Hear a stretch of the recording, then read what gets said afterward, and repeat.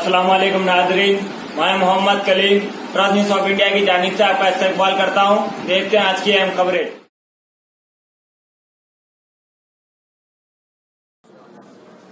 एक और अहम बात जिसकी मैं तवज्जो आपकी जानिब दिलाना चाहता हूं, वो ये है कि बल्दिया का इलेक्शन है और बल्दिया के इलेक्शन में बरखी, आबरसानी, पानी, ये सब रोड, ट्रैफिक के मसले पर बात होनी चाहिए। मगर ये बल्दिया का इलेक्शन ऐसा इलेक्शन हो गया कि ऐसा लग रहा है कि आप और हम बैठकर अब भारत का एक नए वजीर आजम बनाने जा रहे हैं नरेंद्र मोदी की जगह पर। यानी बीजेपी की तरफ से रोज कोई ना कोई मिनिस्टर आता है हैदराबाद को, कभी ये मिनिस्टर तो कभी वो मिनिस्टर, बहरहाल पूरे के पूरे उतर गए यहां पर। उनको दिल्ली से ज्यादा हैदराबाद पसंद आ गया और यहां उतरते ही प्रेस कॉन्फ्रेंस करते हैं, मजलिस को गालियां देते हैं, पुराने शहर की तौहीन करते हैं और कहते हैं कि पुराने शहर में हम सर्जिकल स्ट्राइक करेंगे, पुराने शहर से पाकिस्तानियों को, रोहिंग्याओं को, अफगानियों को निकालेंगे। मैं बीजेपी से पूछना चाहता हूं, दिल्ली का तुम्हारा प्राइम मिनिस्टर कब से इतना कमजोर हो गया कि 6.5 साल में उसको 100 पाकिस्तानी नजर नहीं है हैदराबाद में? अगर है तो नाम निकालो, 100 गैर पाकिस्तानी जो गैर कानूनी यहां पर रहने, नाम दो उनका। रोहिंग्या अगर गैर कानूनी रह रहे हैं तो दो उनको नाम बताओ।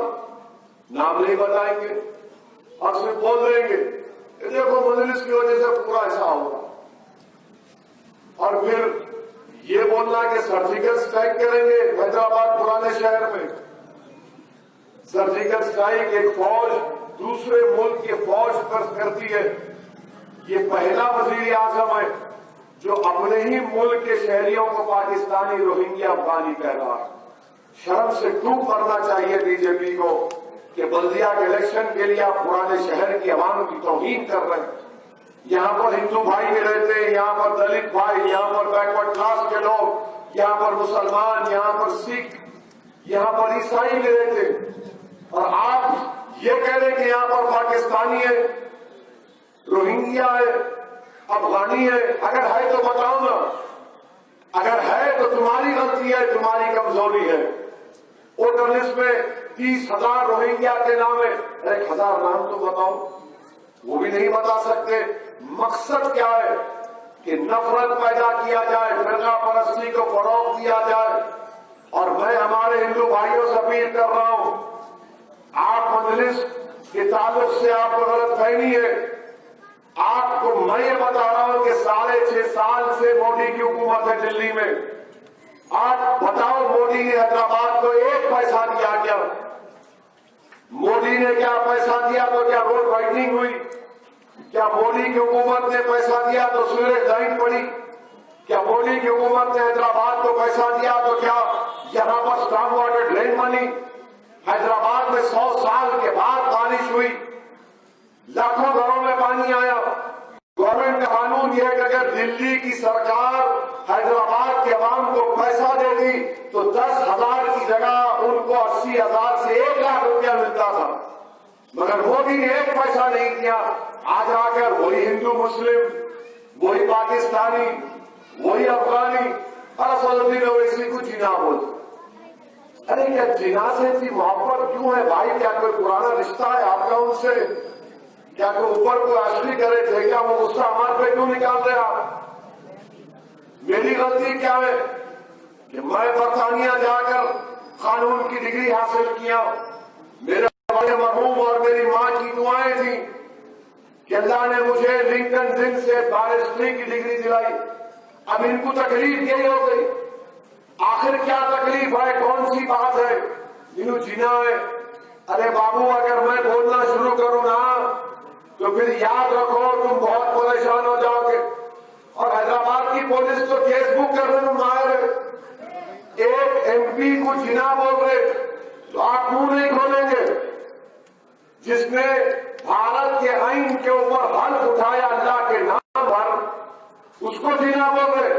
اگر میں مودی کو اگر القابات سے نواز دوں یہاں پر تو صبح تک آپ کی نیند حرام ہو جائے گی، پیچیش ہو جائے گی پیٹ میں۔ کتنے نام بول سکتا ہوں معلوم ہے آپ کو؟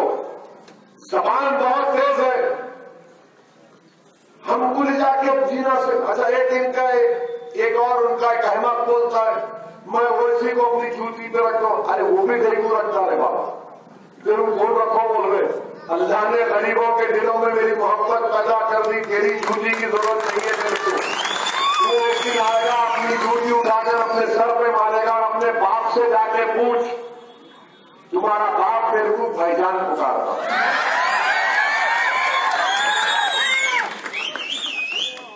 اب اتنا ہی بولا ہوں، بہت بول سکتا ہوں، خالی چمکی لیا تو اب رات بھر نہیں آئیں گے لے لو۔ اس بات سے حیدرآباد کے حیدرآبادیوں سے بولتے کھجانا نہیں کھجائے تو کھجلی کھجانے والے کو جاتے۔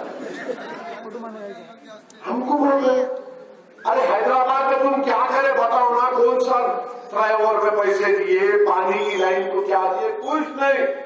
خالی حیدرآباد سے اترتے کہ حیدرآباد کا نام بدل دیتے، ارے تمہاری نسلیں ختم ہو جائیں گی، حیدرآباد کا نام حیدرآباد رہے گا انشاءاللہ اور آپ کو حیدرآباد کی عوام کو میں پیغام دے رہا ہوں، یہ الیکشن یقیناً کئی اصولوں پر کئی ایشوز پر ہوگا۔ اگر آپ یہ الیکشن مقابلہ ہوگا حیدرآباد اور بھاگیہ نگر کا نام رکھنے والوں سے، اگر آپ حیدرآباد کو حیدرآباد رکھنا چاہتے ہیں تو آپ مجلس کے نشان پتن پر مہر لگائیے اور انشاءاللہ تعالی اللہ حیدرآباد کو ہی کامیاب کرے گا، اللہ حیدرآبادیوں کو کامیاب کرے گا۔ نام بدل دیں گے، ہر جگہ نام بدل دیں گے، ارے تمہارا نام بدل جائے گا مگر حیدرآباد کا نام نہیں بدلے گا انشاءاللہ۔ یہ ان کی سوچ ہے۔ وہ چیف منسٹر آئے یو پی سے، انہوں بول رہے میں نام بدل دیتا ہوں۔ ارے بھائی صاحب آپ کیا ٹھیکہ لے کے رکھے؟ اچھا ان سے پوچھو تاج محل کون بنایا؟ وہ نہیں مغل بادشاہ نہیں بنا، وہ اور بنائے تھے، ہمارے آدمی بنائے تھے، اس لیے اس وہاں پہ ہر چیز پہ تک۔ اب قطب مینار بولے نہیں وہ بھی نہیں ہے، کیا کیا اب کل بولیں گے چار مینار کوئی اور بنایا تھا۔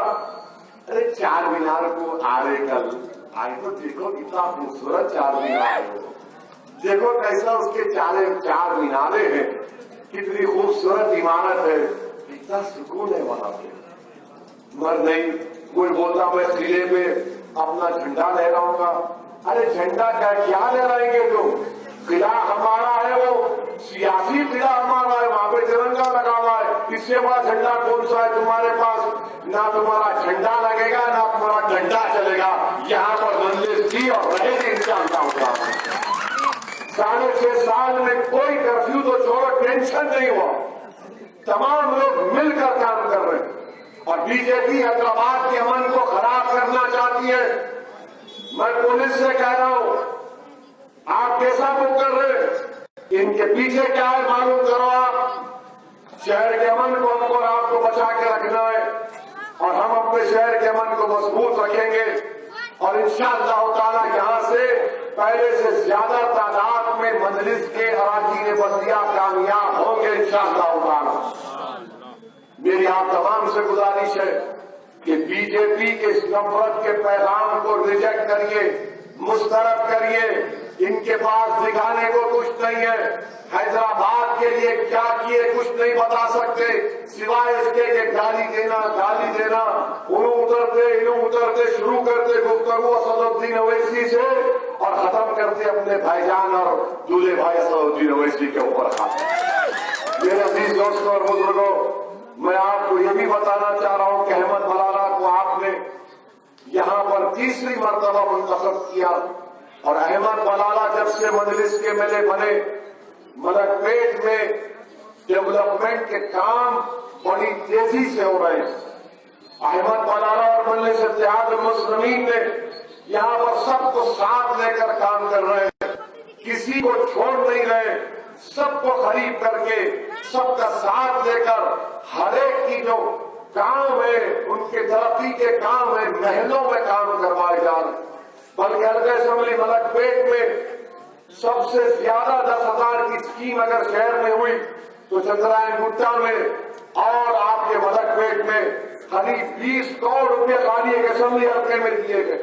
मैं मानता हूं कि और भी देना बाकी है, मगर ये मजलिस की नुमाइंदगी पर इतनी बड़ी तादाद में काम हुआ है। अब बीजेपी वाले तो खैर उनको रात में भी ख्वाब में भी असदुद्दीन ओवैसी नजर आता, उसका कोई इलाज नहीं। उनको परेशानी हो गई कि हैदराबाद से ये जुनूनी निकलकर बिहार में जाकर वहां पर 5 एमएलए अपने कामयाब करवा सके।